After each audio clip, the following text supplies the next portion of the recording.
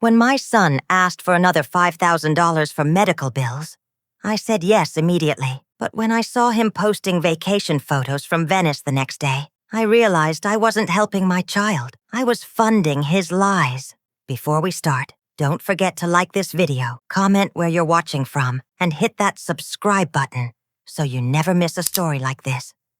Have you experienced something like this? Please let me know in the comments. My name is Mandy. I'm 67 years old, and I live in Cleveland, Ohio. And this is the story of how I discovered my own son had been manipulating me for years while I funded his luxurious lifestyle. It started innocently enough. 3 years ago, my son David called me in tears. He was 34, married to Jessica, and they had just bought their first house in what he described as a growing neighborhood. His voice was shaking when he said, "Mom, Jessica needs emergency surgery. Her insurance won't cover it all. And we're looking at $8,000 out of pocket. The doctors say we can't wait." Without hesitation, I drove to the bank that same afternoon and wired the money. What mother wouldn't help her child in a medical emergency? That was my first mistake. Not asking for proof, documentation, or even the name of the hospital. 6 months later, another call came. This time, David sounded exhausted, defeated. "Mom, my consulting business is struggling. The economy hit small businesses hard. And if I don't pay 3 months of back rent on the office space, I'll lose everything I've built. Can you help with $3,000? I swear it's just until the Johnson contract comes through next month." Again, I sent the money that same day. I couldn't bear the thought of my child losing his livelihood, especially when he sounded so desperate. The calls became a pattern. Every few months, a new crisis would emerge. Car transmission died, $2,500. Jessica's dental implants after an accident, $4,000 of critical business equipment that couldn't wait, $6,000 Jessica's mother's cancer treatment supplement, not covered by Medicare, $35,000. Each time a different emergency, each time genuine tears in David's voice. Each time I sent the money without asking a single question because that's what mothers do. Over 3 years, I had sent a total of $47,000, half of my retirement savings that my late husband Frank and I had carefully built over 40 years of marriage. The worst part was how grateful David always sounded. "Mom, you're literally saving our lives," he'd say. "I don't know what we'd do without you. You're the most amazing mother in the world." Those words made every dollar feel worth it. I felt needed, important, like I was making a real difference in their young lives. I'll never forget that fateful Tuesday in March. David called me around noon, his voice more strained than usual. "Mom, Jessica needs another surgery. Remember that issue from last year? It's gotten worse, and this one's more serious. We need $5,000 and insurance is fighting us on pre-authorization. The surgeon says if we wait for insurance approval, it could be too late." My heart ached hearing the desperation in his voice. Like always, I drove to the bank and initiated the wire transfer without question. The teller, Mrs. Rodriguez, who had processed several of these transfers, gave me a concerned look and asked, "Everything okay with your family, Mrs. Peterson?" I smiled and said, "Just helping my son through some medical bills." That evening, I found myself sitting in Frank's old armchair, thinking about everything David and Jessica had been through. 3 years of constant medical emergencies, business struggles, and unexpected expenses. It seemed like an unusual string of bad luck for people so young. Something felt off, but I couldn't quite put my finger on it. Out of curiosity, and maybe a little concern, I logged into Facebook on my tablet.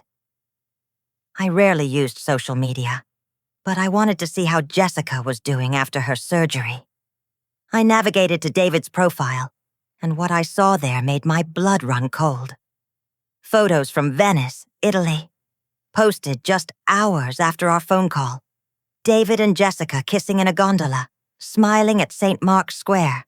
toasting champagne at what looked like an extremely expensive restaurant. The caption read, "Living our best life in the city of love. #Venice vibes. #living the dream. #blessed." The timestamp showed the photos were taken the exact same day he had called me crying about Jessica's emergency surgery. My hands started trembling so violently, I nearly dropped the tablet. I stared at the screen for what felt like hours, trying to make sense of what I was seeing. Maybe it was an old photo he had just posted?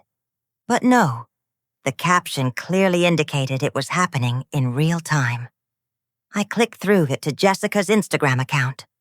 What I found there made me physically nauseous. The past 3 months told a story I had never been told.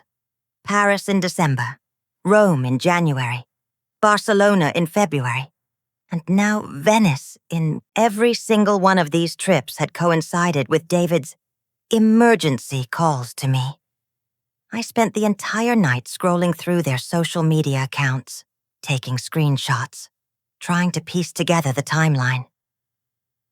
David's LinkedIn profile claimed he was a successful digital marketing consultant, but the posts were all about networking events at expensive venues, not about work struggles.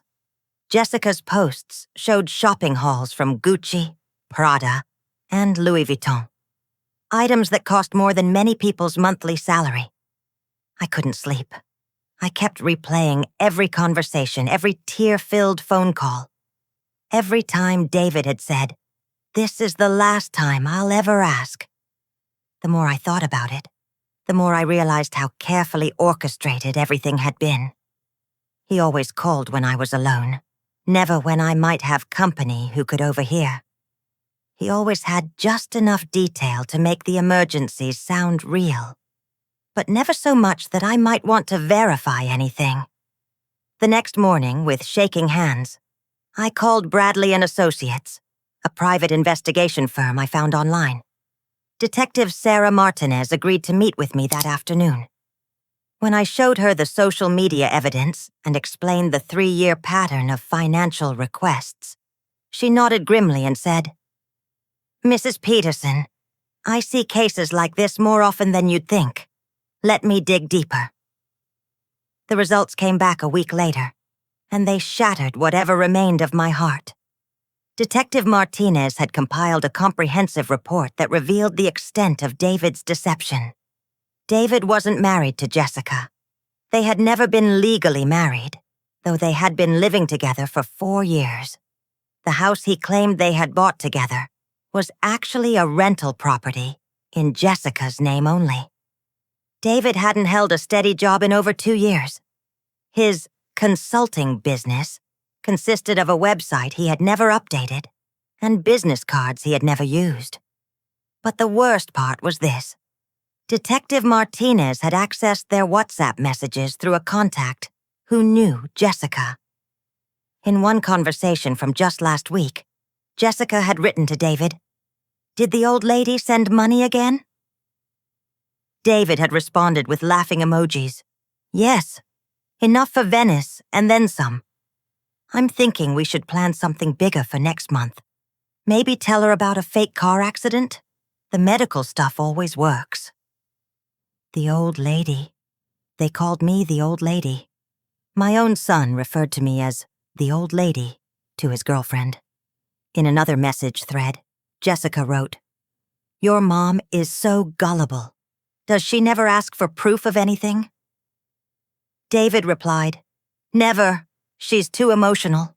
I just have to cry a little and mention hospitals or surgery. And she falls for it every time. It's actually kind of sad how desperate she is to feel needed." I sat in my kitchen reading these messages, and for the first time since Frank died, I felt completely and utterly alone. This wasn't just about money. This was about my son viewing me as a mark, a target, someone to be manipulated and laughed at behind my back. That night I cried harder than I had, even when I lost my husband, because when Frank died, I had lost someone who loved me. Now I realized I had been grieving a son who had never really existed. The David I thought I knew, the one who called me the best mother in the world, who seemed genuinely grateful for my help, was entirely fictional. But then, around 3 a.m., something shifted inside me. The grief transformed into something else entirely. Cold, calculated anger. They had stolen 3 years of my life, $47,000 of my money. And worst of all, they had stolen my trust in my own judgment. They had made me feel foolish, gullible, and desperate. It was time for them to feel something too. The next morning, I dressed carefully in my best business suit. The navy one Frank always said made me look like I could run a corporation. I drove to First National Bank, where I had been a customer for 37 years, and requested to speak with the branch manager. "Mr. Williams," I said, placing the detective's report on his desk. "I need to close all accounts that have my son's name on them, and I need to cancel every single financial agreement I've co-signed for him." As we went through my records, I discovered the full extent of my financial entanglement with David's life. Not only had I co-signed for credit cards that I thought were just for emergencies, but somehow, and I genuinely couldn't remember doing this, I had also co-signed for his car loan and served as a guarantor for what he had told me was a small business loan, but was actually a $35,000 personal loan. Within 2 hours, David's entire financial world was in freefall. His credit cards were canceled. His car loan was called in immediately due to the guarantor withdrawal clause. The personal loan became due in full within 30 days. But I wasn't finished. I called Hartman and Associates, the company where David claimed to work as a consultant. When I asked to speak with David Peterson in their marketing department, the receptionist said, "I'm sorry. We don't have anyone by that name working here. We've never had a David Peterson employed with us." I then asked to speak with their fraud department. I explained that someone had been using their company name to create fake employment verification documents. Within an hour, they had forwarded my information to their legal team. Next, I tracked down Jessica's family. It took some detective work, but I found her mother, Patricia Williams, on Facebook. I sent her a private message with screenshots of Jessica's luxury travel posts and explained that these vacations were being funded by money her daughter's boyfriend had stolen from his elderly mother through fake medical emergencies. Patricia called me within an hour, horrified. "Mrs. Peterson, Jessica told us she and David were married and that he had a successful consulting business. She said they were doing well financially because of his contracts. We had no idea about any of this." I also reached out to David's college friends whose contact information I found on his social media accounts. I sent carefully worded messages explaining that David had been financially abusing his elderly mother and providing evidence of his lies. I wasn't trying to destroy his reputation out of spite. I wanted people to know what kind of person he really was, so they could protect themselves. The response was immediate and devastating for David. Several of his friends blocked him on social media. Others began questioning things he had told them about his successful business and happy marriage. Word spread quickly through their social circle. Jessica's employer, she actually did work part-time at a marketing agency, received an anonymous tip about her social media posts, showing extensive travel and luxury purchases that seemed inconsistent with her reported income. They launched an internal investigation into whether she had been falsifying expense reports or timesheets. But the most devastating blow came when I made one final decision. I called my estate attorney, Richard Coleman, and scheduled an emergency appointment. "Richard," I said, sitting across from his mahogany desk, "I need to completely rewrite my will. Everything, the house, the savings accounts, my life insurance policy. I want it all to go to charity. Specifically, I want to establish a fund for elderly financial abuse victims through the Cleveland Foundation. Richard raised his eyebrows. Mandy, this is a significant decision. Are you sure you want to disinherit David completely? I handed him copies of the WhatsApp messages Detective Martinez had uncovered. He read them in silence, his expression growing darker with each line. Actually, he said finally, I think we should add a specific clause. If David attempts to contest this will or claim undue influence, the entire estate will immediately transfer to the Financial Abuse Victims Fund, and he will be responsible for all legal fees incurred in defending the will. The legal papers were filed within a week. David's world, built entirely on lies and manipulation, was collapsing in real time. The first phone call came 3 days after the bank had frozen his accounts. David was frantic, calling me at 6 a.m. Mom, what the hell is happening? My credit cards aren't working. The bank is demanding I pay back loans immediately. My car is being repossessed. What did you do? I had been preparing for this moment all week. My voice was steady, calm, almost conversational. I learned the truth, David. Everything. Silence. Then scrambling. Mom, you don't understand. You're confused. I can explain everything. This is all a misunderstanding. Did I misunderstand the photos from Venice? Did I misunderstand Jessica calling me the old lady? Did I misunderstand you laughing about how gullible I am? More silence, then barely a whisper. How did you? I hired a detective, David. I know about everything.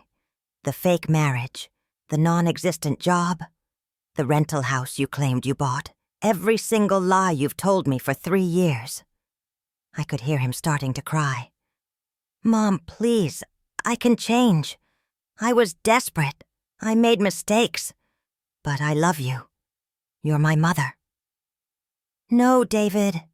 You love my bank account. You love having someone you can manipulate whenever you need money. But you don't love me.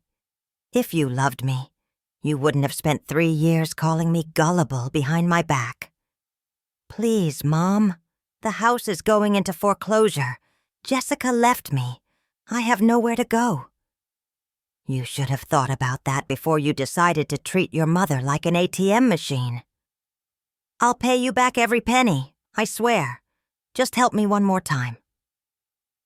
I almost laughed. With what money, David? You don't have a job. You've never had a job. You've been living off money you stole from your widowed mother. The desperation in his voice intensified. Mom, please. I'm your son. Family is supposed to help each other. You're right, David. Family is supposed to help each other. They're also supposed to be honest with each other, respect each other, and not steal from each other. You violated every single one of those principles. I hung up the phone and immediately blocked his number. Jessica tried calling me later that day, sobbing hysterically. Mrs. Peterson, please, you have to understand. David loves you so much. He just had pride issues about asking for help. He was embarrassed about the business struggling. Please don't do this to him. Jessica, I said calmly. I heard the WhatsApp messages. I know you called me the old lady. I know you both laughed about how easy it was to manipulate me. Don't insult my intelligence by pretending this was about pride. But Mrs. Peterson, he's sleeping in his car now. His friends won't help him. He lost everything. Good. Maybe now he'll learn what it feels like to actually struggle instead of just pretending to struggle to steal money from his mother.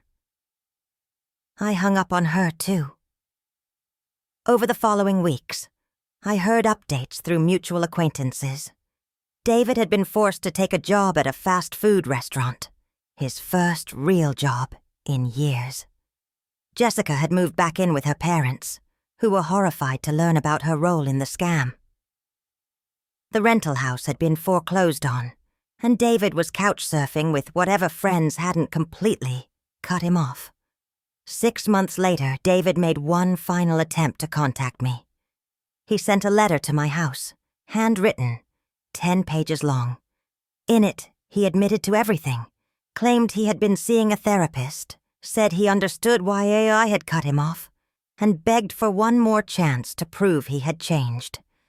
At the bottom of the letter, he wrote, "Mom, I know I don't deserve forgiveness, but you're all the family I have left. When you die, I'll have nobody. Please don't let our relationship end like this." I read the letter twice, then placed it in my fireplace and watched it burn. A year has passed since I discovered the truth about David. I now live in a smaller but comfortable townhouse that I bought with cash. I volunteer 3 days a week at the Cleveland Senior Center, where I help other elderly people recognize the signs of financial abuse from family members. You'd be shocked how common it is. Last month, a woman named Dorothy came to me in tears. Her grandson had been asking for money for car repairs, textbooks, and medical bills for his girlfriend. She was starting to have doubts about some of his stories. I helped her hire a detective, and sure enough, the grandson had been using her money for video games, expensive dinners, and marijuana. Dorothy was devastated but grateful to learn the truth before she lost her entire savings. "How do you get over the betrayal?" she asked me. "You don't get over it," I told her. "You get through it. And you remember that protecting yourself isn't cruelty. It's survival." I don't know where David is now, and I don't want to know. I heard through the grapevine that he's still working at fast food, still struggling to rebuild his credit, still dealing with the consequences of his choices. Part of me, the part that will always be his mother, hopes he's learned something from this experience. But I will never again put myself in a position where he can hurt me. My will remains unchanged. When I die, everything I have will go to help other elderly people who have been victimized by the people they trusted most.